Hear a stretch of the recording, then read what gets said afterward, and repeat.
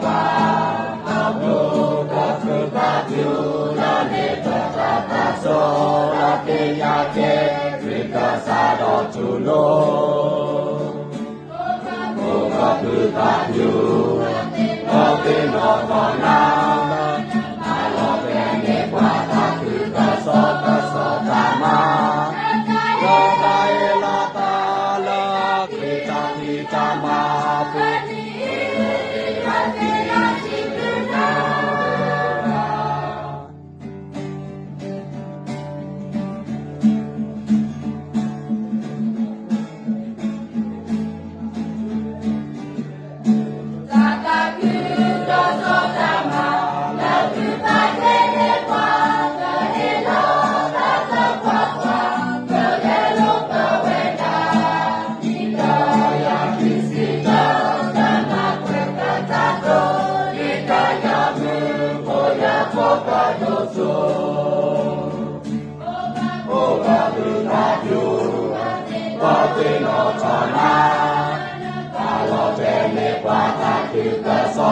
so ta ma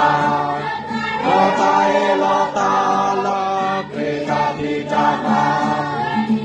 lo te la ti tu na ku la